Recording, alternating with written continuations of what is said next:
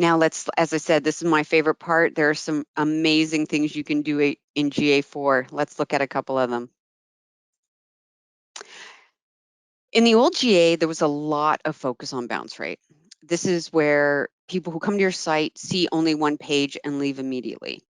Your first reaction to this might be, this is great. People came to my site, found exactly what they wanted in a fast amount of time, and they left. But of course, the majority saw the bounce rate as a bad thing.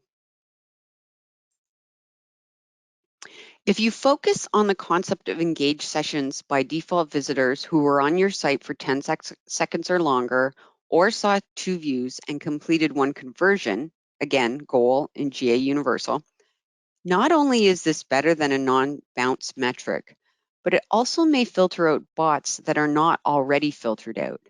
And you can actually see the engagement level by the different channels and even drill down all the way to campaigns.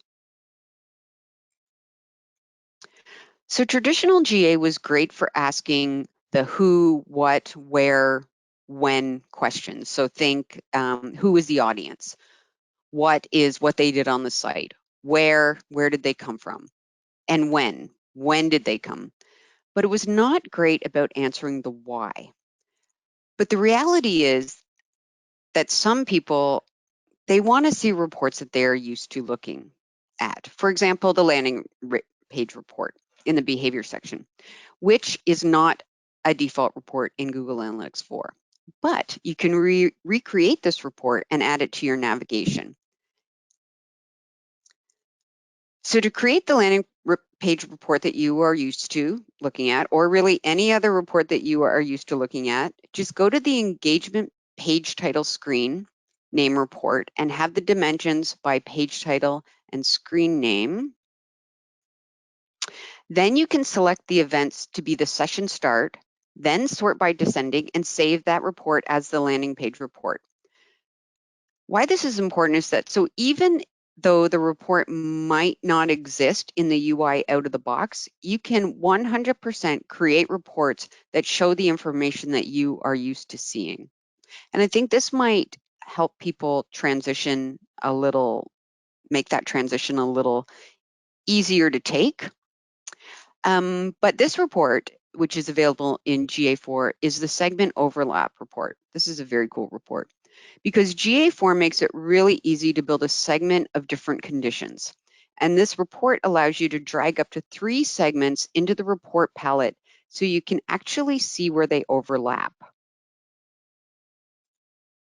Then, just by right-clicking, you can create a segment of the intersection that you can then push out as an audience into your Google Ads, or if you're using Google Marketing Platform, Campaign Manager, or Search Ads, you can just push that in automatically.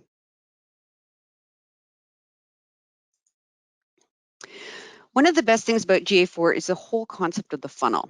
So generally, funnels are big upside-down triangles where people come in, maybe at your website or at a product page, and then they follow this very predefined path until the conversion. And there's a significant drop-off between the beginning of the funnel and the end of the funnel.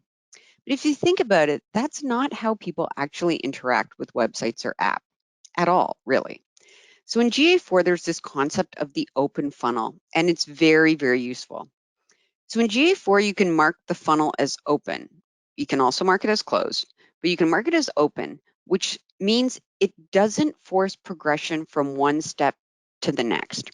So in this example that you're seeing on the screen, in step 2, the count of visitors above that white line are people who started at that step. Maybe it was bookmarked, maybe session length started a new session. Whatever it was, they actually entered the funnel in step 2. So really, your funnels don't even have to look like funnels anymore. And you can also make custom funnels.